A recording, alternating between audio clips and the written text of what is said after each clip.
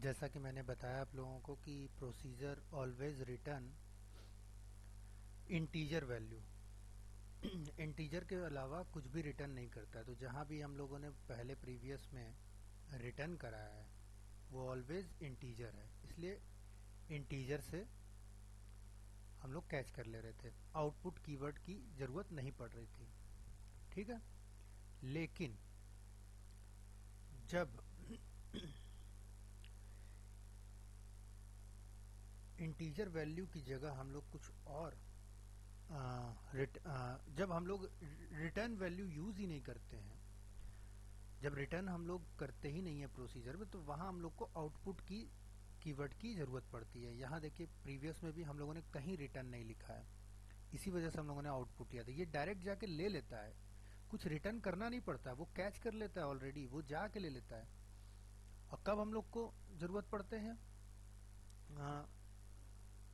Output, कब हमें नहीं लिखना होता है, जब प्रोसीजर उसमें रिटर्न करे, कुछ रिटर्न करे, तो वहाँ आउटपुट कीवर्ड की ज़रूरत नहीं होती है।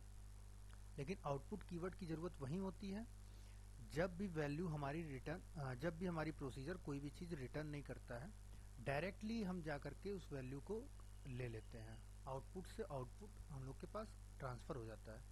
तो इसी तरीके से आप देखिए, एक और मैंने प्रोसीजर लिखा है SP5, जिसमें कि इनपुट कीवर्ड देखिए एक है, इनपुट पैरामीटर एक है और दो आउटपुट है पैरामीटर। ये दोनों आउटपुट पैरामीटर क्या कर रहे हैं आगे देखेंगे हम।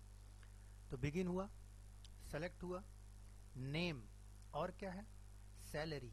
नेम और सैलरी दोनों हम लोग सेलेक्ट कर रहे हैं टेबल में से। कहाँ से, TBL एम्प्लॉय, जहाँ पर एम्प्लॉय ID जो भी दे दें हम 6-7 जो भी। तो @आलोक में क्या जा रहा है, नेम की वैल्यू जा रही है, और सैलरी की वैल्यू किस में जा रही है,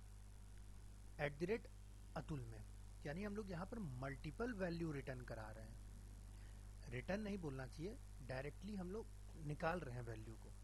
रिटर्न इसलिए नहीं बोलना चाहिए क्योंकि रिटर्न हम लोगों ने कीवर्ड यूज़ नहीं किया है यहाँ पर, तो इसलिए हम लोगों ने दो आउटपुट पैरामीटर यूज़ कर लिया है।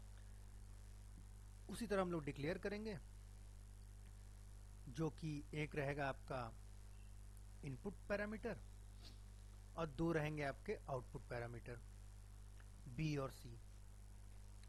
जो कि इनपुट पैरामीटर के लिए हम लोग डायरेक्टली देंगे तो उसके लिए तो ज़रूरत है नहीं, आउटपुट पैरामीटर इसलिए हम लोगों ने दो ले रखा है। एक क्या है, वैरकर है 50 @B जो है, और @C क्या है, इंट है, क्योंकि ये सैलरी की आ रही है, इसमें सैलरी की वैल्यू आएगी, इसमें नेम की वैल्यू आएगी @B में।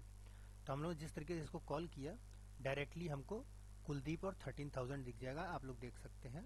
फिर से मैं इसको चला देता हूँ, ये देखिए कुलदीप और 13,000।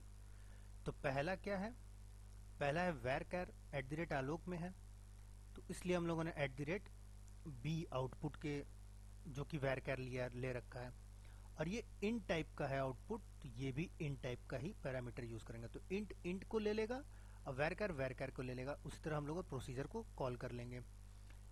एग्जीक्यूट SP5, 6 नंबर डाल दिया, चलिए इसको 4 नंबर डाल दीजिए, 4 नंबर डाल दिया, और ये पैरामीटर इसकी वैल्यू जो रिटर्न होगी यहाँ पर, नेम की वैल्यू जो इसमें आएगी वो इसमें पास हो जाएगी @B में, और जो सैलरी की @अतुल में आ रही है वो पास हो जाएगी आपका @C में, जो कि आउटपुट ही है।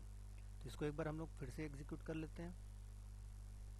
ये देखिए मनोज का 29,000 सैलरी है। तो इस तरीके से हम लोग इसको एग्जीक्यूट करते हैं। चलिए आगे बढ़ते रहिए हमारे साथ और सीखते